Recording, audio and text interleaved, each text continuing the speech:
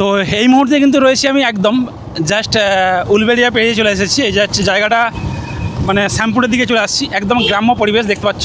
গ্রাম্য পরিবেশের মধ্যে দিয়ে এখন আমরা বাইক নিয়ে চলে যাচ্ছি একটা সুন্দর জায়গায়, আর তোমাদের দিকে একটা সুন্দর দৃশ্য দেখানোর জন্য। কারণ অনেক দিন থেকেই আপনারা অনেকেই আমাকে মেসেজ করছেন যে দাদা ভিডিও হচ্ছে না, অনেকে সামনাসামনি এসেও বলছেন যে ভিডিও হচ্ছে না, কী ব্যাপার।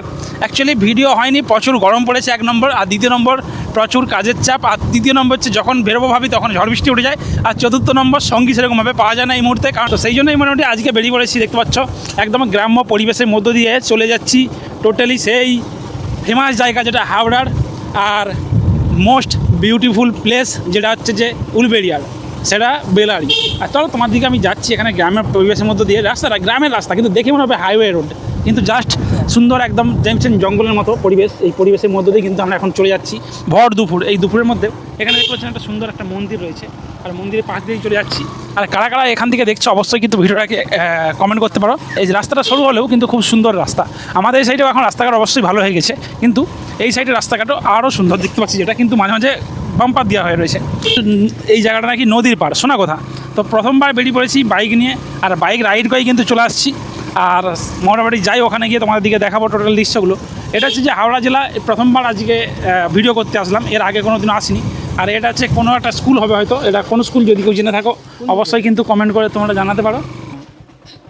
তো এখানে কিন্তু রাস্তাটা গুলিয়ে ফেলেছি, দেখতে পাচ্ছি কোন দিকটা যাবো। এইদিকে একটা রাস্তা রয়েছে, এইদিকে একটা রাস্তা রয়েছে, আর এখানে হচ্ছে স্কুল। কোন দিকে যাবো জানি না, তো দেখি ম্যাপটা এবার দেখতে হবে, ম্যাপটা দেখে।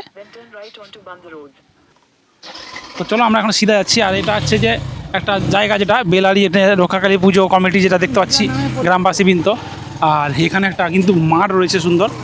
চলো মাঠের সামনে গিয়ে এবার হয়তো লেফট সাইডে আমাদের দিকে যেতে হতে পারে। আর এখানেও কিন্তু একটা সুন্দর দেখতে পাচ্ছেন বেলারি বিবেকানন্দ স্কুল, সুন্দর একটা বেলারি বিবেকানন্দ স্কুল দেখতে পাচ্ছি জাস্ট লেভেলের। আর এখানে কিন্তু খেলার মাঠও রয়েছে। আর এত সুন্দর মাঠটা এই মুহূর্তে কিন্তু এই বর্ষাকালের জন্য টোটালি দেখতে পাচ্ছেন গরু বাঁধা হয়ে রয়েছে, এখন খেলার মতো কাউকে পজিশন নেই সেরকম। তো প্রায় আমরা হয়তো কাছাকাছি চলে এসেছি। আর জাস্ট এখানে এই যে ঢালাই রাস্তায় উঠে আমরা এবার রাইট সাইডে চলে যাব। রাইট সাইডে যাওয়ার পরেই কিন্তু সেই স্থানটা হয়তো বা দেখতে পেয়ে যাব। তো চলো আমরা এবার এসে গেছি পুরোপুরি একদম জাহাজের, দেখতে পাচ্ছ নৌকার দেখা যাচ্ছে এখান থেকে, জাহাজ দিক নয়, হয়তো বা গলত জায়গায় চলে এসেছি, কিন্তু দেখে মনে হচ্ছে না গলত জায়গাটা নয়, এখানেই কিন্তু গাড়ি ঘোরাতে হবে মনে হচ্ছে। কারণ এখানে তবে হ্যাঁ এখান থেকে ভাই দুর্দান্ত লাগছে এখানের দৃশ্যটা, আর এখানের এই পরিবেশটা দেখো। কিন্তু এই জায়গাটায় কিন্তু অনেক নৌকো রয়েছে, মানে অ্যাকচুয়ালি এগুলো মাছ ধরার ডিঙি। ভাই দারুণ প্লেস, একদম একদম সত্যি কথা বলতে মন ভরে যাবে। আর সুন্দর আবহাওয়া বইছে এই গরমের মধ্যে, দাবদাহের মধ্যে এত সুন্দর আবহাওয়া জাস্ট বলে বোঝানো যাবে না, একদম ওয়াও। আর যারা যারা আসতে চায় চলে আসবে এই জায়গায়। গাড়ি গিয়ার কমিয়ে গঁ করে উঠছে, বুঝতেই পারছো। আমাদের কাঁচা ড্রাইভার রয়েছে, আর এখানে কাদার উপর দিয়ে নিয়ে যেমন স্লিপ করবে। এই তো আমরা এখন কিন্তু ব্যাকে যাচ্ছি। আমরা অ্যাকচুয়ালি নির্দিষ্ট যে আমাদের গন্তব্য, সেই গন্তব্যে কিন্তু এখনও পর্যন্ত পৌঁছতে পারিনি।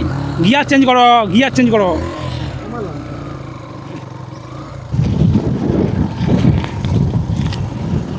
ও জাস্ট ফাড়াবাড়ি জায়গা, এখানে সুন্দরভাবে দেখতে পাচ্ছেন জলে কিন্তু ভরা। এই মুহূর্তে যতটা মনে হয় সেই রূপনা নদীর তিন গঙ্গা নদী, এটা আমার ঠিক জানা নেই, সামনে গিয়ে দেখবো। এটা গঙ্গা নদী তাই তো এটা হচ্ছে গঙ্গা নদী যেটা বলছে সবাই। আর গঙ্গা নদীর পাড়েই কিন্তু দেখতে পাচ্ছেন একটা সুন্দর বটগাছ, আর বটগাছের পাশ দিয়ে কিন্তু চলে এসেছি সেই বেলারি। দেখো সবাই মাছ ধরছে এরকমভাবে। হ্যাঁ কোথায় আছো?